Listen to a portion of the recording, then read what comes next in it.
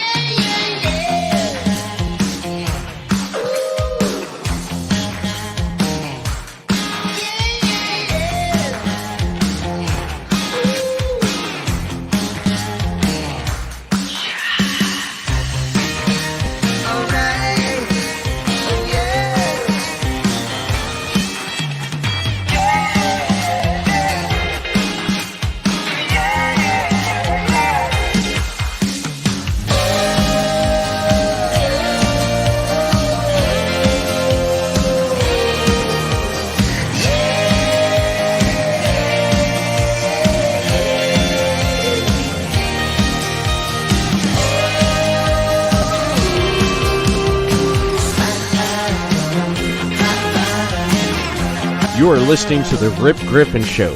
Make sure to subscribe to the show on all the major podcast platforms. Here's your host, Rip Griffin.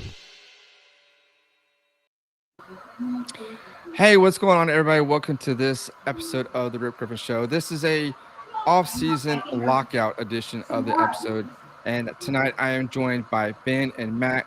Guys, welcome back to the show. It's been a while since we've talked some baseball. It has. Well, thanks for having us on. Yeah, it's Absolutely. It's good to see you guys. You know, we've got this this lockout that has just been in the works for about since the end of the World Series. The Players Association, Major League Baseball have been trying to come to terms to an agreement that has not been able to be reached, and so for the last 24 hours now, Major League Baseball has been locked out, and I'm kind of sad. You know, I was kind of hoping for an agreement to be reached, but it's not going to happen, and I'm kind of bummed about that, guys. Yeah, I'm like, I just feel bored. You know, in the lead up to it, you know, there was all the movement with the players. You know, big signings. You know, the market was moving quickly, but now there's nothing going on. And I wasn't alive for 1994, so this is the first time in my lifetime that we've had a lockout. You know, I get we had the COVID shortened season last year where there was a long stretch without baseball, but now there's literally nothing going on, no transactions, nothing. So this is really unfortunate. And yeah, I really it's tough it's tough. Like it's sad, really. Yeah, it's really sad. Is. But it's sort of, to me, like doing research and even following it from last year's funny season, remembering the start of the 2020 season. That was a 60-game season with COVID. There was player and owner disputes even before that season started, if you remember, because they couldn't come to an agreement on how to start the season. And there was all kinds of stuff flying back and forth. You know, and it looks like it started already. And that's one thing I think that people forget. It seems to get farther and farther away from the fans, yet the fans still seem to come back. Absolutely. Right. And that's one of the things that Major League Baseball seems to be distancing themselves from the fans. And I mean, that's from a fan's perspective. I mean, given everything that has transpired, and a lot of this has stemmed from the 2020 season, the COVID season, because of how everything kind of transpired before that even kicked off. Everything was done so open and so publicly that both sides were going back and forth. You know, Major League Baseball did something that the Players Association didn't like, and both were going back and forth. And I think that's what's going to happen with this lockout here. I think we're going to see both sides come out publicly and criticize one or the other. And it's kind of unfortunate because this is a off season so far that we've kicked off and had almost close to 2 billion free agent signings so far. That's pretty amazing within the first 2 or 3 weeks of the off season. Well, that's the thing, right? And, yeah. You know, and it's like you almost wonder, like I've read stuff for different, MLB writers, and I don't know if there's, I have to look, but quite as many in Canada as there is where you guys are in different parts of the U.S., but almost like all those deals got slammed in on purpose because they knew there was going to be a lockout, or they suspected there might have been a lockout. And like I was just telling you guys, I was looking at some stuff on Twitter and some earlier tweets, and the one that I shared before the show. And it says that the MLB Executive Committee consists of Max Scherzer, Marcus Semien, Francisco Lindor, and Andrew Miller. I don't know Andrew Miller that well. Maybe you guys do, but combined, the first three players have $646 million remaining on their contracts. And then the guy tweets, and I should find the person who tweeted it, but not sure how guys with that kind of money can represent the interests of those who made $100K getting optioned to AAA 9 times. It's like there's such a big gulf, right? Even between the players themselves. You guys are more experts more up on it than me for MILB than I am, because I only have a high A or a single A team where I live in Vancouver. And the conditions, a lot of people are fighting for minor league players.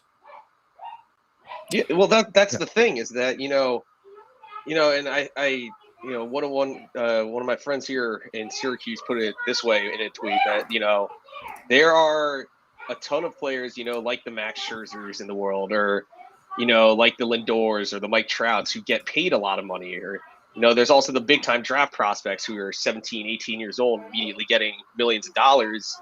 Yeah. But then there's also the guys who are struggling to crack rosters, undrafted free agents or late round picks who don't get as much money, who have to work second jobs in addition to playing baseball. It's not as simple as you get paid millions of dollars because you're a professional athlete and you can live this luxurious life and all that. Like, not everyone's gifted, like that. And, you mentioned, Andrew Miller, when he was a free agent at the, this was after before he signed with the Yankees. So when he signed with the Yankees, he got at the time the largest contract for any reliever that wasn't a closer. So he also has made a fair amount of money in his career. So, but I think they recognize though that just because they're getting so much money doesn't mean that all the other players are. Not everyone's as lucky to be able to get large contracts like that. Right. Yeah, it's the top. Like, I wonder what the percentages of all the players in the union. I wish I had the number and what that worked out to in a percentage. Yeah, especially when you look at top, go ahead. Yeah, you look at salaries, especially with the minor leaguers. I mean, if you're a first round draft pick or maybe even a second round draft pick, you'll get that $4 million, $6 million, or even sometimes $8 million. Exactly. Jack Leiter, I think he got an $8 million bonus or something. This past year for being a first round pick with the Rangers. Bubba Starling I think Bubba Starling also got $8 million, and I understand that his career ended up flaming out, but so a lot of the high up picks, that's why sometimes they don't sign, is because they have a disagreement on how much their signing bonus should be. But yeah, a lot of those first round picks get way over $5, $6, $7, $8 million. Like, that's not everyone's able to get that though. Oh no, and they're the guys that in the minor league system that will be able to afford to go out there and just play and not have to worry about where the next paycheck is going to come from, where the next rent check is going to come from, food, all that good stuff, because they are a first round draft pick, second round draft pick. And unfortunately, the rest of the players that were drafted below them or after them will have to suffer a little bit more. And that's kind of where a lot of this collective bargaining agreement, that's going to be kind of the stuff we're going to kind of touch on here in just a little bit. That's one of the issues is player pay. But let's kind of touch on a couple of the key signings this week. Obviously, the Texas Rangers are the team that came out and just made the biggest splash of splashes in Major League Baseball history by signing both Marcus Semien and Corey Seager. And, of course, they signed John Gray as well and Cole Calhoun, but a total of $516.2 million. Yep. I think it was 561. Is it? Okay. Yeah, I was looking for it, too. Yeah. It's around that. Because what was it? Semien got 175, Seager got 325, 56 million for Gray, and then $5 million for Calhoun. So over $500 million for those four guys. Yeah, that's insane. But they're a team that wanted to spend money this offseason. And to come out and get 2 high-profile free agent signings at the shortstop position is truly amazing. Of course, they're going to have to do some roster restructuring because they got a couple players that they're going to have to shuffle around. But we're not going to touch on that right now. But your Mets, Mac, came out and made a big splash as well, picking up Sterling Marte, which did not peg him to go to the Mets, Mark Canha. And then, of course, the big one of all, Mad Max, Max Scherzer coming to the Mets. How do you feel about that? So I'm going to touch on the I guess, smaller signings first. I think Eduardo Escobar was a good pickup. He's a solid switch hitter who can hit for power. He was an all-star. He plays a better third base than J.D. Davis. He can also play second. So, I like that signing. And I also like the Canha signing. He's a guy who gets on base a lot, can play all 3 outfield positions and play first base. So good pickup there. And also Starling Marte. That will give them a nice top of the order with Brandon Nimmo and Marte. Marte stole 47 bases last year. He hit 310. He's a great player who can also, play all 3 outfield positions. So I like those signings. And then Max Scherzer, I cannot tell you how happy I am that Max Scherzer is a New York Met. That's one of those guys where I was always a fan of his, even when he was on the Nationals. Being on a rival team, I still loved watching him pitch. He's a gamer. He's super intense. He showed this year he will do anything to get his team a win. He has playoff experience. He has a World Series ring.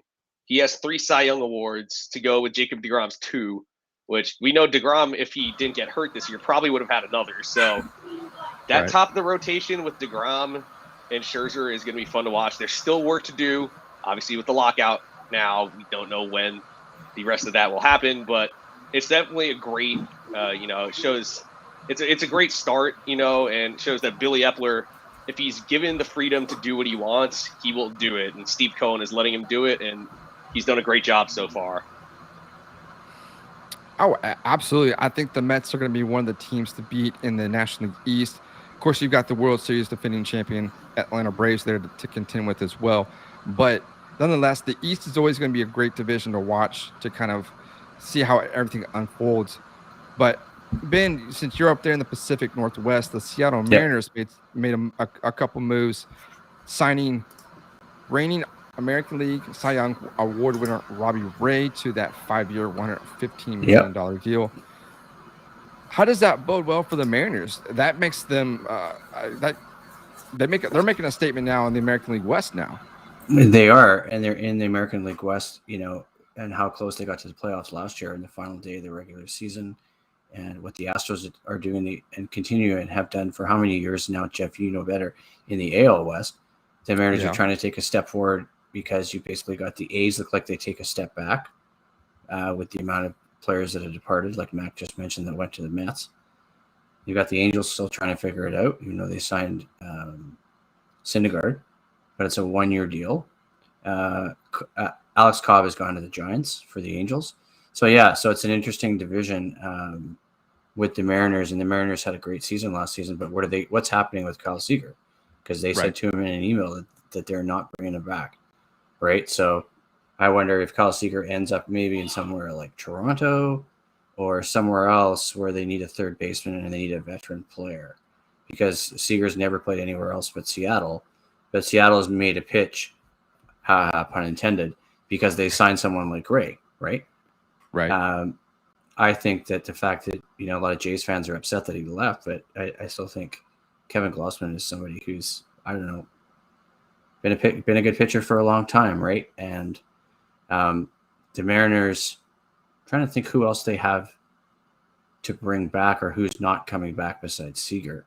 I'd have to look, but Ray is definitely the big signing. And also with the Mariners too, is that the way the Seahawks are doing in the NFL, Seattle might become the Mariners' town, right?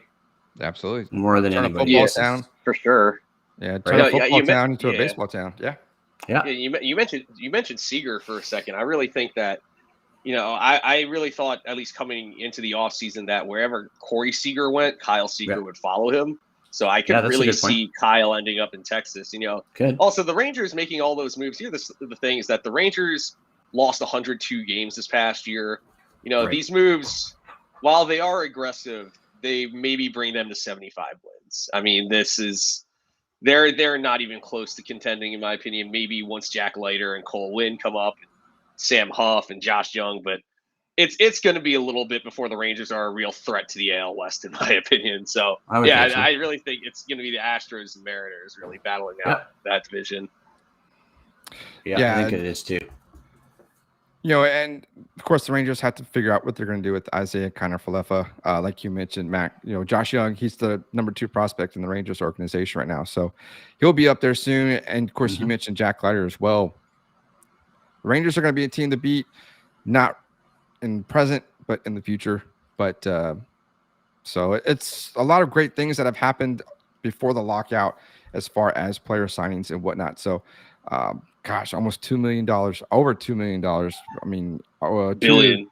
Yeah, Million. 2 billion players, 2 billion. There we go. I'll get that out eventually. 24 players that were signed. So, that's just amazing. And all just in a couple weeks in the month of November. So, history, but unfortunately, now we got a lockout that we have to contend with, because now what this means is that there is a stoppage. There is absolutely nothing that can happen, no signings, nothing of that nature. So this is the first stoppage in 26 years. The last was back in 1994 and 1995 when there was the player strike. So there was no postseason in 1994. And it's kind of unfortunate. I was around for that, but I was too. I was an Expos fan. Exactly. I like the Expos. Obviously, they were the other Canadian team, and look what it did to them.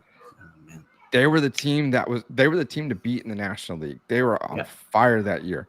And of course the lockout and strike happens. And of course they get screwed out of a postseason and a possible World Series. So, but like I mentioned, what does this mean? Like I said, no transactions. So free agency players, teams cannot talk to each other and try to bring up any possible signings.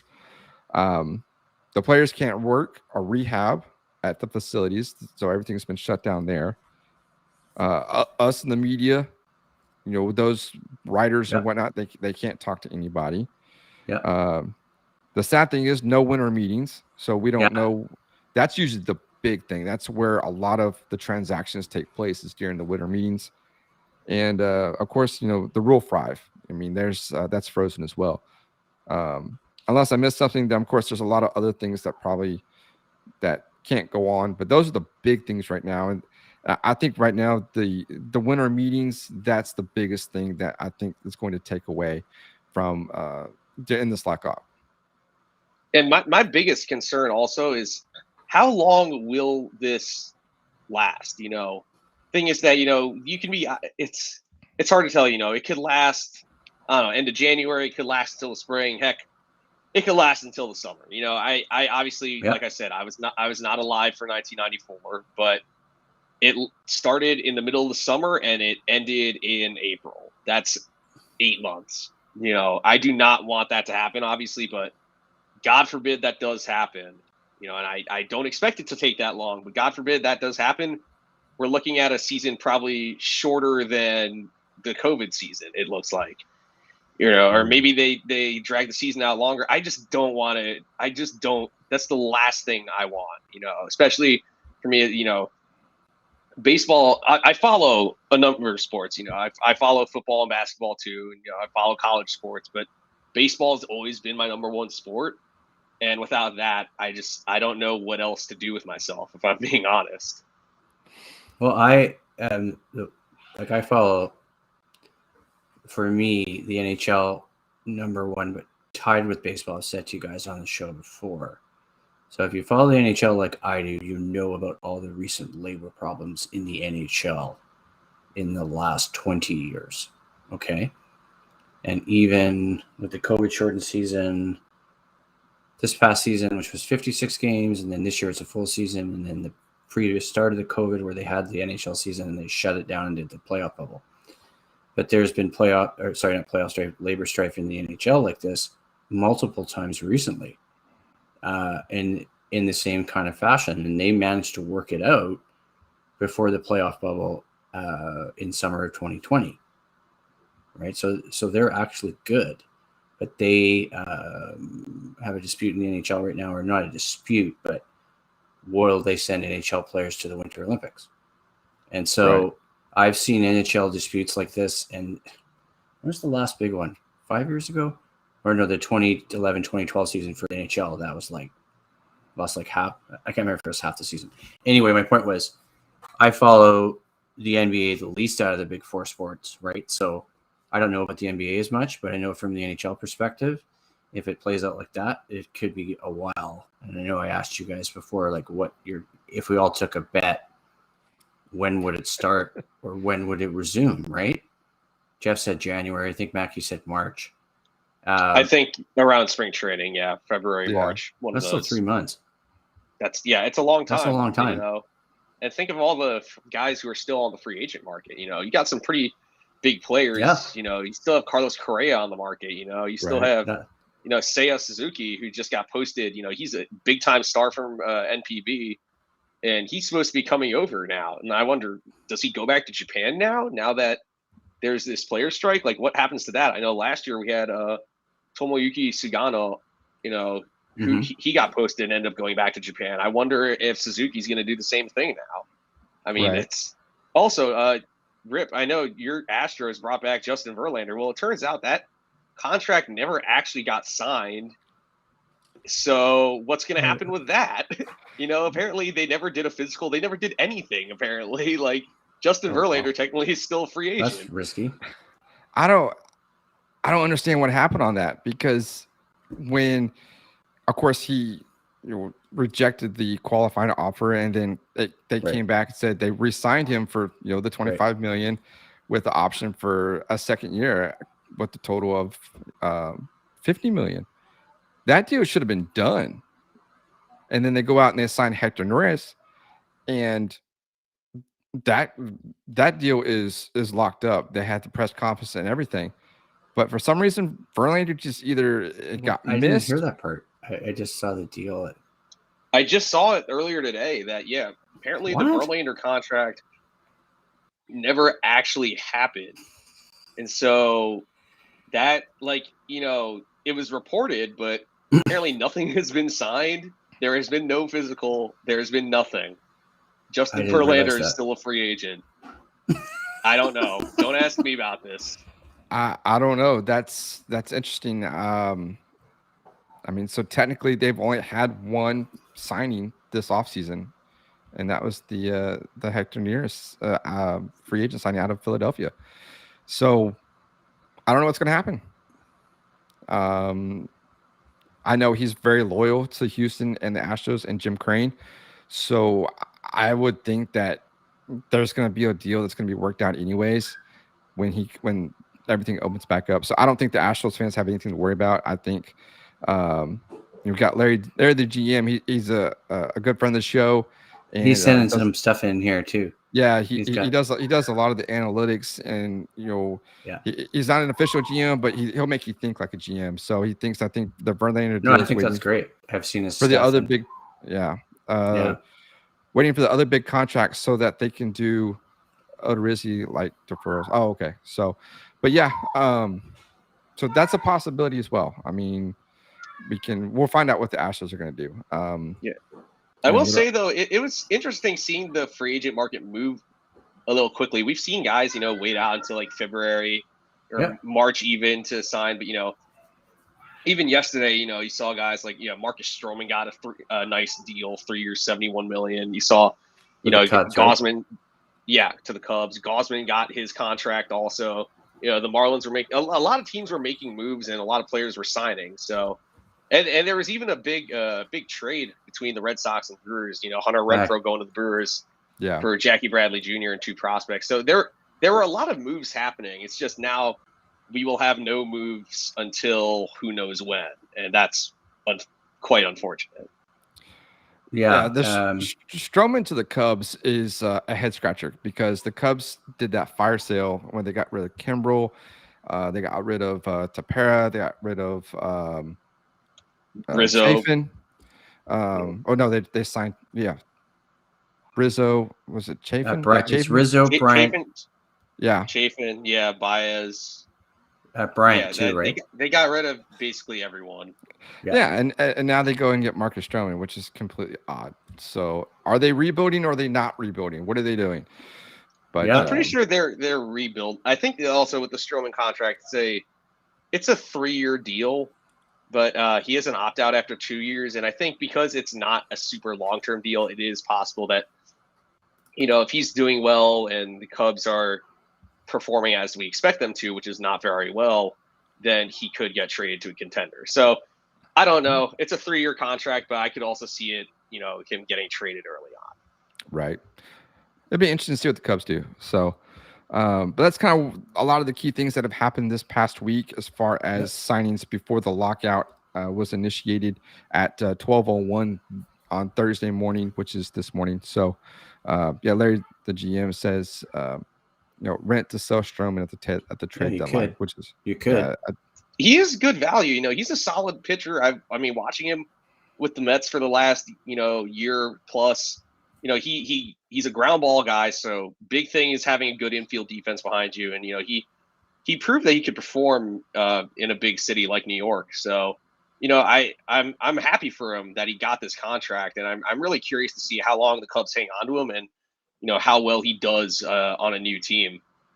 Absolutely. So let's kind of jump into this whole lockout situation, because it's going to be one of these things, like I mentioned in the open, it's going to be long enduring. We don't know when it's going to end.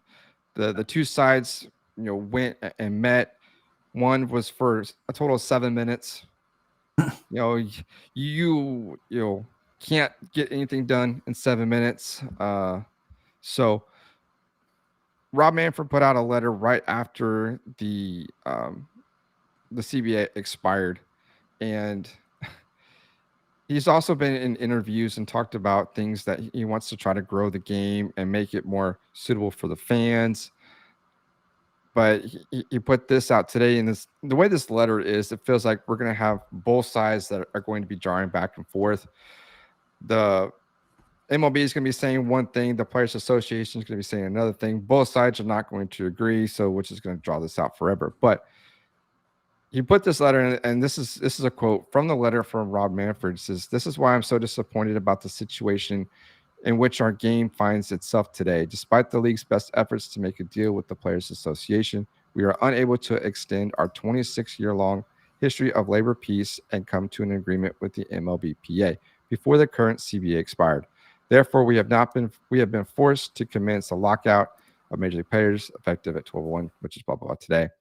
And then he goes into, you can go to MLB.com, you can read the letter, and he'll explain it, kind of what everything kind of took place as far as the negotiations. But it sounds like he's just, calling out the Players Association and saying they're not willing to work with MLB. And that's kind of frustrating because that's not how this needs to be. This needs to be unity, come together. But some of the things that Major League Baseball is proposing to the Players Association, and this one I completely I don't agree with 100%, is an NBA style draft lottery. That doesn't make sense. I don't see the point to that, if I'm being honest. I understand, trying to combat teams that are, quote, tanking, but at the same time, I think in baseball especially, I don't see a point to this. Also with the draft in baseball especially, nothing is guaranteed with a guy who gets drafted. You could draft the greatest draft prospect in the world, but God forbid they get injured, things don't work out. They don't have an immediate impact on your team. And I don't see the point of having a draft lottery in MLB. No. Well, they do it in the NHL every year, and the team, like I have in Vancouver, people think the Canucks always get shafted, right? But you look at the teams who get the lottery picks, and that's what they've tried to do, I think, with the draft lottery in the NHL, is eliminate tanking teams, right? Basically, it's like teams tank to get like first round pick, right?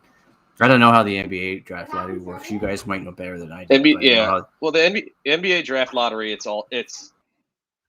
think it's probably the same way the NHL does it. I mean, I understand wanting to combat tanking, but at the same time, I think the MLB draft is already, kind of a crapshoot. So I think that there's nothing. I don't see anything wrong with the current draft system we have. So I follow baseball. I follow football. I follow hockey or NBA as well. But let me ask you guys this: as far as this, like the draft lottery is concerned, so there's still a possibility that a team that ends up in last place or second to last place could still have the number 1 pick, correct? That is correct. I think so. It's just I'm not entirely sure. There's also a chance, I remember there was one year where the Cleveland Cavaliers had like a 1% chance of getting the first overall pick, and somehow they ended up getting it. So it's completely random. Like 1%. That's just. Oh man. See, I mean, that just doesn't make sense. I mean, a team can end up in last place, but can still come away with the number 1 overall pick. I mean, yeah. It doesn't do a bit of good. It's like the NFL, for example, is probably the draft that I like to see is. I mean, Major League Baseball kind of does it as well, but the team with the worst record gets the first round pick.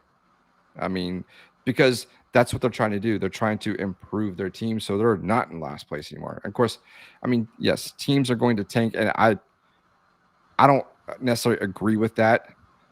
I think teams need to be as competitive as possible. We'll kind of touch on that here in just a little bit because there's obviously some revenue sharing stuff that is in this proposals as well. But some other MLB proposals, the universal DH, which I think that'll happen. That 15 players added. 15 players added to the. Sorry, Matt. Go ahead. I think they need that. I mean, I understand. Like, I am a National League fan. I understand that I know my dad and my brother have long been against the DH, but I think nowadays, like, we're all realizing that it's kind of ridiculous. It's the second or third inning, you get the bases loaded, 2 outs, and you have your pitcher up all of a sudden. Then what do you do? Especially, I'm thinking in the playoffs too. Like, well, I'm thinking also, well, then you burn a pitcher. It's like, well, especially in the playoffs, like, you have your ace on the mound, and all of a sudden he's hitting with the bases loaded. You don't want to take him out, but at the same time, he's an automatic out most of the time. So yeah, It's time for. Didn't that happen this year with the Dodgers and Giants in the NL wild card? I think it ended up at Walker Buehler and. In the NLDS, yeah. It was, something like that did happen. Yeah. Yeah, I remember in the ALCS between the Astros and, or maybe it was in the World Series, where Zach Greinke came up and got a single. Yeah. Zach Greinke's a very good hitter. Yeah, I mean, there are some pitchers that are very good. Jacob deGrom was hitting 364 this year when he got injured. Madison Bumgarner is another one. I think he's exactly. Yeah, he does. Yeah.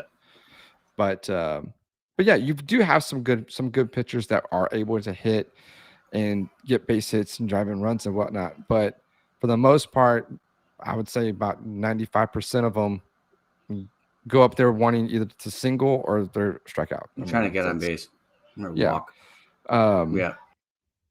So, of course, also, too, MLB has proposed that the increase in minimum player salary, which I'm not sure what the minimum is like 500,000 or something. Yeah, I was looking at an article here. It doesn't say in this one. This is the one yesterday from Mark Feinsand, but it doesn't say what the increase is. Okay. I was trying to find the number. I'm sure. It doesn't say. Okay. Well, the 2021 minimum salary was $570,500. Okay. Yeah. So an increase of that, and okay. I mean, that's still a pretty good salary. But I know veterans, they get like the league minimum, maybe it's $1 million or something like that. But MLB proposed that an increase in the CBT, the collective bargaining tax, which means it would raise the threshold. I think there was Major League Baseball came back and said it would be $214 million. It kind of went up from there. Then it went up to $245 million. So they definitely want to raise the ceiling as far as how much teams are able to spend before they go over the luxury tax. What about this one? Eliminating the qualifying offer system. Basically, this would mean that teams would not get a compensation pick if they were able to sign a free agent. I think there's benefits to that. I think, that's the hard part about signing free agents sometimes is that, if you want to sign one of those blue chip free agents, you also would have to surrender a draft pick. So it also would depend on like where your draft pick is. I know like for the Mets, they would have to surrender that's what happened. They would surrender the number 14 pick. It's right. But then if you're a team like say the Dodgers or the Astros, one of those teams with a lower draft pick, it doesn't matter as much.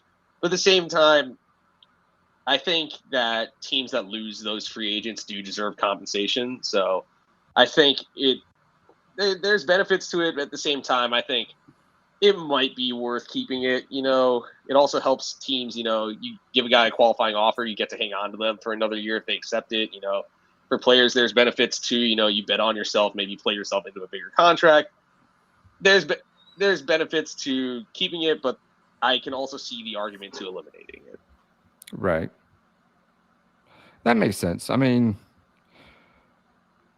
teams like like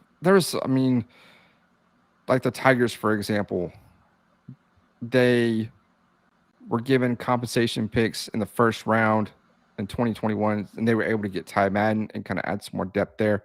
So the first round kind of extends a little bit. You kind of are able to get back in and get a second pick in the first round to kind of help, bolster their team because of the well, and I know in the past it was like type A and type B free agents, Yeah. I know one of those because that's like how I remember, in 2000 when Mike Hampton signed with the Rockies, the Mets were able to use that compensation pick to draft David Wright, So it existed in the past, but I think with the qualifying offer is just like you either get given the offer or you don't. So the draft pick just depends on that. Yeah. Right. And of course, I just thought about this too. The Astros were able to pick up Alex Bregman he was the second overall pick in the first round, 2015, and then they had that was because Brady Aiken didn't sign. Yeah. So but then they were able to pick up Kyle Tucker as well as the number 5 overall pick. Right. So I can see that as well. But there are some other stipulations as well as far as whether a team drafts a first round pick, but they are unable to sign him. So that's kind of adds to it as well. But the qualifying offer system, MLB is asking to remove it, and as far as their proposal. But then, of course, they also are proposing a 14-team postseason, which is interesting because what is it? It's 12, I think is what it is. 10 now. Right now. It's 10 right now. Okay. And then what was it in 2020 with COVID with the 60 games? 16. 16. That's right. Yeah. Right. But what are some of the, I guess, like the first round or the team with the number 1 overall seed can pick whoever they wants to play, or they don't have to play? I think they get to pick their opponent, which is, in my opinion, a little ridiculous because, you'll have like, say the Yankees were the number 1 seed. I don't know. The Yankees right now don't look like they'd be a number 1 seed next year. We're giving them the benefit of the doubt. So. Yeah, so in this scenario, we know that the Yankees would pick the Twins. The Yankees always beat the Twins in the playoffs. It's like, it's a little ridiculous. I think if you're going to do that, I think at least do it like the NFL with the first round bye or something like that. Right. I think that. Yeah, first round bye is good. Look at the NL West this year, where 1-2 was San Francisco and LA. Exactly. And LA was the wild card. Exactly. I'm concerned also. I think it also there needs to be restructured to the playoffs, but I think it also has to do with the whole divisions thing because you can't, the Toronto Blue Jays this year, I think were the best team in the AL. They were my pick to make the World Series before the season. They were my pick to make the World Series just throughout the year out of the AL.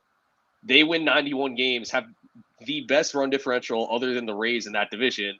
They end up in fourth place, don't get to play in the playoffs. That they won more games, and I think the Mariners also won. The Blue Jays and the Mariners both won more games than the Braves did, and the Braves won the World Series. It's I think there needs to be restructure. Either do it like basketball, eliminate divisions or something like that, or restructure the divisions. But I think that's the only way this, a restructured playoffs will work, because I want to see the best teams in the playoffs, not the teams that, I'm not trying to harp on them too much, but the teams that win 82 games and make the playoffs, I don't necessarily want to see that. Although it could make for some good storylines. Well, that was the thing about the Braves, is they were the lowest seed, right? And they won the World Series. Yeah, they won 88 games, and I don't know many people that picked them. The Nationals in 2019, right? That they, they won the World Series, right? But they probably weren't the best team in the regular season. Or actually, I knew they weren't. Well, they won 93 games, but they were 19-31 at one point. So it happens. Right. I mean, look, the 05 Astros were, if I'm not mistaken, they were 15-30. You can see that happen, but I'm going to bring up a painful one for myself. The 2006 Cardinals were 83-78. And somehow with a team that had only 2 above average hitters in their lineup, somehow they won the World Series. Right. I don't know if the Cardinals had any business being near the playoffs. They were not very good, but they somehow won the World Series. So I'm not saying that doesn't make for a good storyline. At the same time, it's I want to see all the best teams in it, and there are some good teams that unfortunately can't make it because of their division. Right. Or even this year, the Cardinals had to go on that big win streak to make it, and then they lost to LA, and LA had to play them to look at LA's record versus the Cardinals' record. Mm-hmm. Right. Well, and I think also, why are the Cardinals even there? Well, they're a great team. They got on a big win streak just to make the postseason. And I think the one thing also is that in this new format, I believe the wild card round would be best of 3, which I think that is something to be said for eliminating the 1-game wild card, because it is also to reference that wild card game too. It's a little ridiculous that the Dodgers won 106 games, but their season all of a sudden rests on 1 game, and anything can happen in 1 game.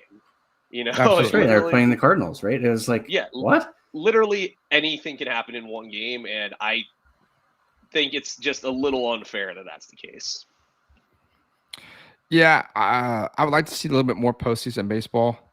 I think, adding a 3-game series in the wild card is definitely something that would bring a little bit more eyes to the game, as far as fans that will be able to attend the games, and I think that'll bring up more viewership on TV as well. So I definitely am for extending and adding more teams to the postseason. 16 was a lot last season, especially when they didn't get a break at all. But that's kind of some of the proposals that Major League Baseball has submitted to the Players Association. There's a lot of other things that on the players' side that they are looking for as well. And of course, one of the big things is obviously player free agency time. Right now, it's currently set at 6 years from when a player is called up to the major leagues. But there's also one thing that the players want to see try to have changed is service time manipulation. And that basically means where a team or a player has a player, there it is, down in AAA that is major league ready, that should be called up on opening day, but the team keeps him down for 2 weeks or 3 weeks or however long it is, then call him up because now they can get an extra year of service time, which is, in my opinion, it's ridiculous. Honestly, you're holding a player back when he is ready and capable to play at the major league level simply to get an extra year of service. We saw that Chris Bryant is probably the most memorable one. George Springer as well. So I will side with the players on this. I think if a player's ready, they need to be called up on opening day. Their service time starts. Do you think the length is too long, though? Should it be shortened down to maybe 4 years or so? I do see an argument for that, because I think in other sports, it's 6 years is not the case. I think, I'm sure. I'm not saying that players don't want to stay where they are sometimes, but it is sort of dying out. The type of player who stays on one team their entire career, and we're seeing it. Clayton Kershaw and Freddie Freeman are free agents for the first time in their career, and we don't know what's going to happen. For the most part, we thought Clayton Kershaw would stay with the Dodgers, and now there's a very real chance he doesn't. So sorry to interrupt you. The rumor that I heard, and I was reading it through Twitter, and I'll find the sources, that Seager was going to try and get him to go to Texas. Yeah, and Kershaw's from the Dallas area, so yeah, I could see that happening. But yeah, I mean, I think they still have the money. Yeah, I think 6 years. It could be too long, maybe, but I understand if they keep it there. I definitely don't think it should be any longer than that, though. And I agree, the service time manipulations are absolutely ridiculous. I remember the whole Chris Bryant thing. I really think he should have won the grievance against the Cubs for that. But, it's the service time manipulations are one thing. I really think if they do shorten it to probably 4, because I know but then also you'd have to move up. You might have to move up arbitration or something, or maybe you only do 1 year of arbitration. That's the other part of it, is that, normally, once you reach 3 years, you're arbitration eligible, etc. It also can, if you're set to make a certain amount in arbitration, your team just doesn't think you're worth it, they could not tender you. So, yeah, that's the other thing, is the only way you reach free agency before you reach 6 years is if your team non-tenders you. So I think maybe if you shorten it, it does give the players a little more options. So I would actually be perfectly fine if they lowered it. Yeah, and it's interesting. Sorry. No, go ahead, Ben. Yeah. I was just going to say, like, when we go back to the earlier parts, talking about if you don't play well, and it's different in the NHL with the draft lottery, but I can't remember how it works in the NBA, but if you're a bad team and you draft a guy and you drop the 6 year to 5 year, and okay, so say you get, I don't know, like I'm going to pull a player out of a hat. Say you get an Ohtani or a Mike Trout like player. Okay. And you start to build a team, and you get enough pieces, and you need all the pieces, and you can't do it in 1 year. And you build a team around a player like that, and then you don't want him to walk a year earlier, because that could happen, especially if it's in a smaller market, right? Right. That's just one thing I think of. I'm not saying I'd have to dig more into the whole 6 year versus 5 year, but I did see it in some of the research I've done. Like, that's interesting, because that's going to be a bone of contention, right? Probably for teams or for ownership group, right?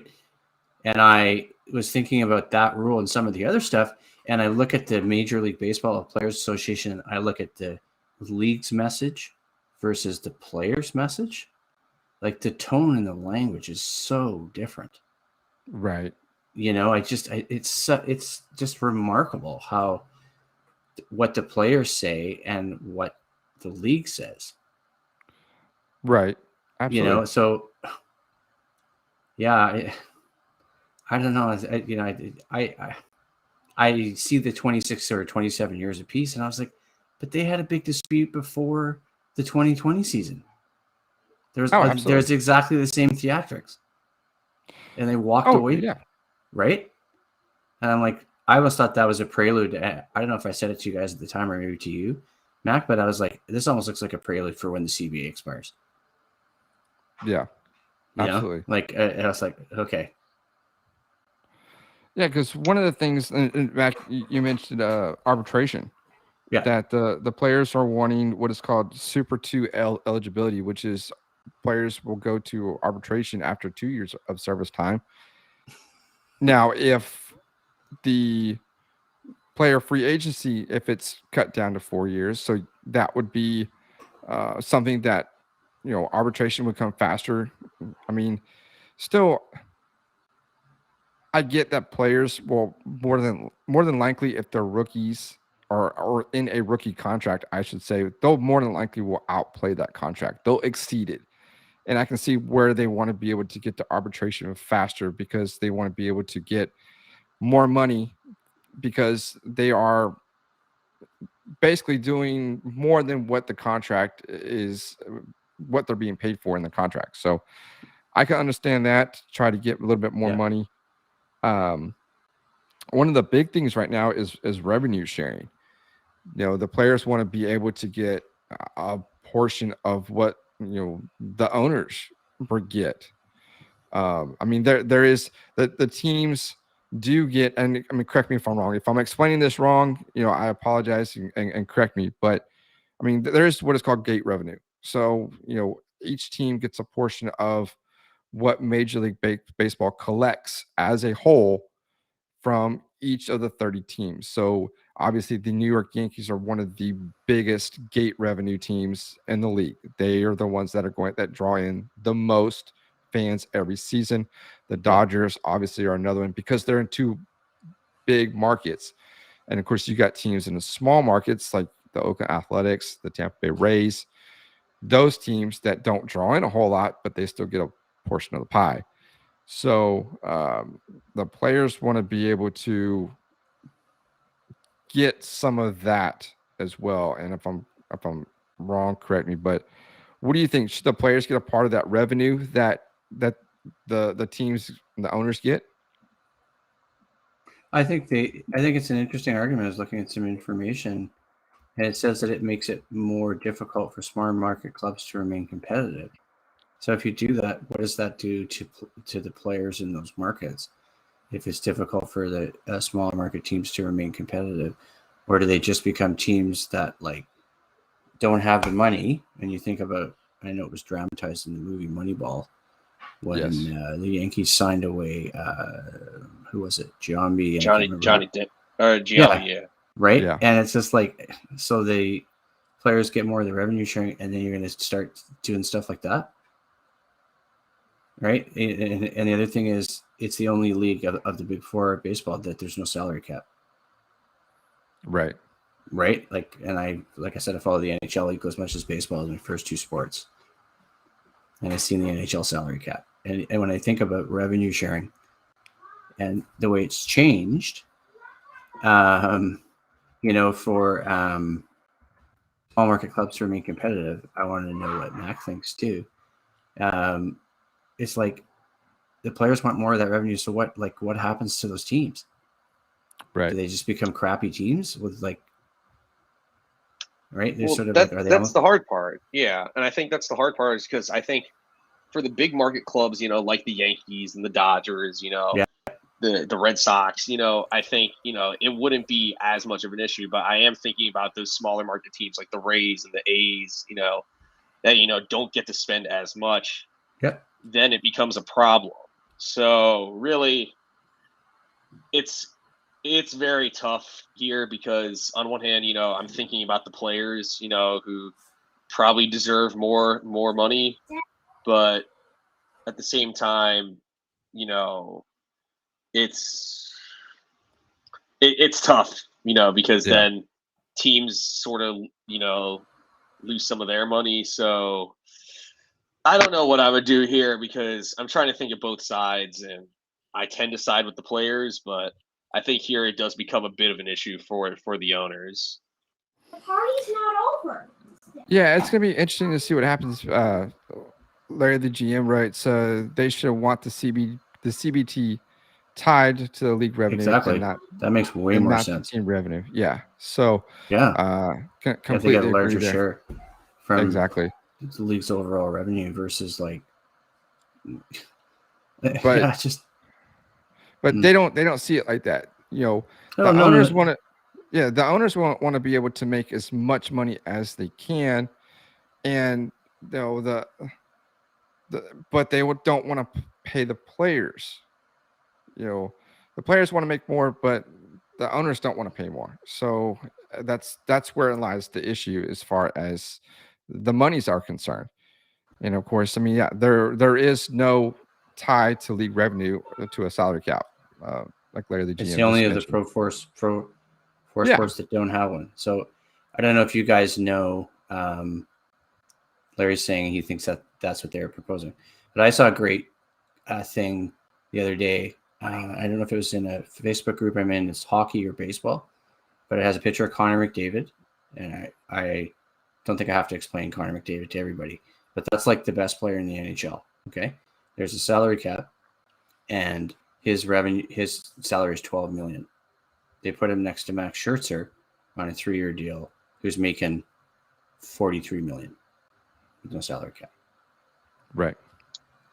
Yeah, it's I honestly I don't have a huge problem with not having a salary cap, and I think maybe if you do set one, make it very high, but I think definitely a salary floor, because you see teams like Max Scherzer is making more money than, I'm pretty sure it's like he's making more money than the Pirates, the Orioles, and the Guardians. Like their entire rosters, he's making more money than that in one year. That's crazy. So I think come on. something has to be done about that, because I understand not wanting to spend, but you can't straight up like pay your team pennies. That's kind of that's just flat out ridiculous. I think it's totally ridiculous. It's like how does that justify like any of this, right? And you've got people, like I see on Twitter and whatever else saying, how do I relate to any of this? The person who makes like $40,000 a year US or less. Right. Yeah, it's definitely something that we're gonna see. Maybe we might see some revenue. We might see the owners maybe open the books, but like Larry just said, they don't want to, and they don't want to share what the league revenue is. So, but one of the final things, real quick, is if that happens, I don't think that'll happen. Yeah. So one of the kind of final things, real quick. Obviously, there's so many different things that that's out there that we can talk about for hours on. But one of the final things is probably a realignment that the players want. They want to see possibly 2 divisions in each league. I can see that. Of course, that needs to happen. Actually, to be honest, there really needs to be. Okay. Here's the thing I'm going to say about this is that the only way this works is if they expand. That way, you have an even number. Exactly. That's the only way that's going to work is if you get a team in the East, another team on the East Coast, and another team on the West Coast, and then you have 4 divisions of 8 teams each. That's the only way that's going to work. I don't know when we're going to expand. So that's the only way I can see a realignment happening.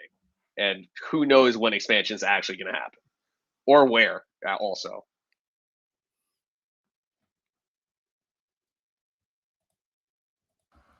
I think you were muted there, Ben. Oh yeah, sorry. I was just gonna say, I want my Vancouver, Canada MLB team.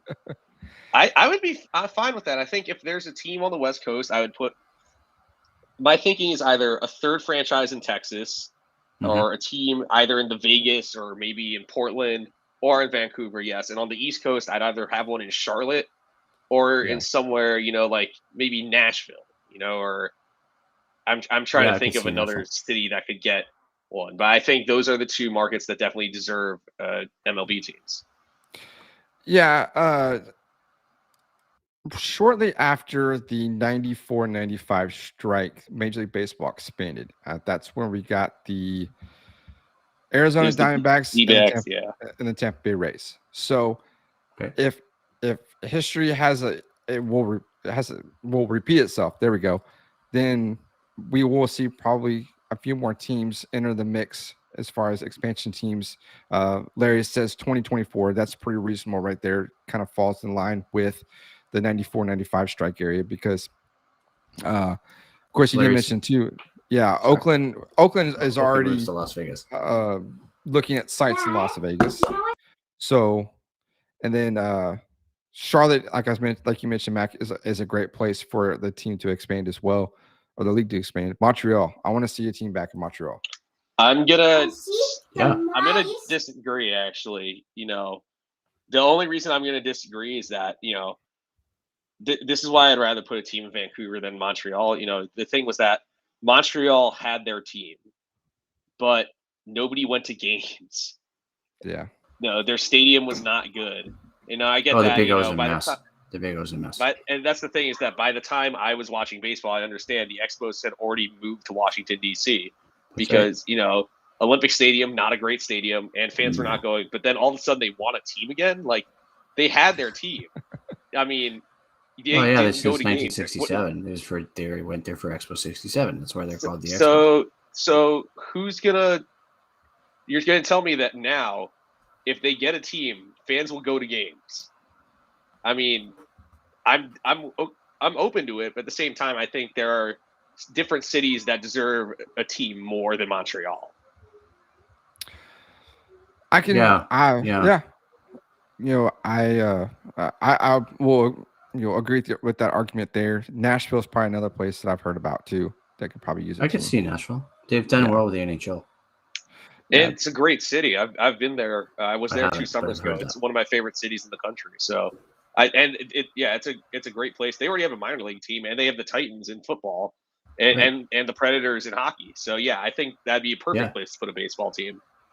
Yeah, the hockey team's done well there, and I remember when it came into the league. Lots of things that Major League Baseball needs to do to make the league better, make it more fan friendly. There's a lot of things that are going to be in the works. This is a lockout. This is going to go on for weeks, hopefully not months, but hopefully we will have one good thing that there actually is going to be minor league baseball. Of course, you've got college baseball, you've got your independent league. Players that are not on the 40-man rosters will be able to have a minor league season. So that's something to look forward to if for some reason Major League Baseball does not get things worked out. But there's a lot to this, but we're kind of out of time for this episode because we can, like I said, we can go on for hours and talk about this stuff because I could probably talk until I'm blue in the face about this. There's just so much that is out there. So many different types of scenarios, what the players want, what the league is proposing. So, like I said, we'll probably have to get back together and discuss it some more because it's going to be a long off season now that all the frenzy of free agent signings has ended. Right. And we got to find something to talk about because we got to talk about baseball still. So, but it's going to be tough. It is. It's going to be tough. But I will say also, in addition to minor league and independent league and college, unfortunately for me at Syracuse, we do not have a baseball team. But in Japan, there's going to be Japanese baseball going on. So that's where, that actually, my family does keep up with that because I am half Japanese. My grandmother still lives out there. So, yeah, if you want a great source of entertainment for baseball that isn't MLB, I highly recommend checking out NPB because their games are very fun to watch. Well, it's exciting. Like you said, like we were doing it in the 2020, right? Dad, is it okay if I go back to the box? We were doing it in the 2020 season, right? Like, remember, I was watching old games they were showing on the TV on TSN and Sportsnet, which is our Canadian national sport networks like ESPN. I was watching games from like 2008. There was Rory Halladay games they were showing. There were Blue Jays games, and that was because of no baseball because of COVID, right? Yeah, the Mets were showing. Mets were showing throwback games too. So, like me reliving my childhood, basically. Yeah, absolutely. Yeah, like I saw some of the World Series games. They did it with the NHL too during when there was the season was shut down with COVID. They were showing all these old Stanley Cup games and playoff games and stuff. They're doing it for for baseball and hockey because they're supposed to be running and there was no game. There's no season. And it was like, oh, let's watch this game from 1994. I'm like, oh, I remember this game. Right. Absolutely. It's okay. Yeah. I mean, going back and reliving some old games is always fun to watch, even though we know the outcome. But it's still see the difference between the past and now. So but guys, great job. I appreciate it. You guys, guys, good to see you. Thank you so much for having us on. It was a pleasure. We got to keep this up. I don't know how we're gonna find steam for this kind of show without baseball. Absolutely. So, guys, tell everybody where they can find you at real quick. Ben, where can everybody find you at? You can find me on Twitter at Lebaneb, and my name is the Golden V Podcast. That's my podcast, but I'm getting it up online, but it's I'll gladly share it. Haven't quite got it already yet. I've recorded a bunch of episodes, but it's a focus on Vancouver, Canada, where I live, like sports teams in the area. We do have an NHL team, the Canucks, so I look at local sports from a Vancouver perspective on that one. Fantastic. And Mackie, you've been doing a lot of some college sports. What do you got going on right now? Yeah, so I appear on a pretty weekly podcast about Syracuse sports. It's called Fresh Squeezed. Nice. But it's so there's that. But I also am on the Overtime Heroics baseball podcast, Cheap Seats Chatter. So yeah, you can follow me on Twitter at Matthias_A_K, and you can also follow me on Instagram at Matthias_A_K0418. That I post almost all of my content on those accounts. Okay, I'll find you. Perfect. Great job, guys. I appreciate you. You can follow this show at Rip Griffin Show on Twitter. If you have any questions, voicemails, Hotmail. Yeah, mailbags. There we go. Yeah. You can call into the show with your questions. That number is 210-263-3253. Leave your voicemails. We'll do a mailbag segment with all your baseball questions, because I know you have some, because it's the lockout. There's nothing going on right now in baseball, and you need to talk baseball. So call into the show. We do. Call in today. Hey. So, but that's it for this episode. Remember, the show is part of the Podcast City Network. You can head on over to podcastcity.net and check out all the amazing podcasts on there. So that's going to do it for this episode, guys. Take care. Okay. Good night.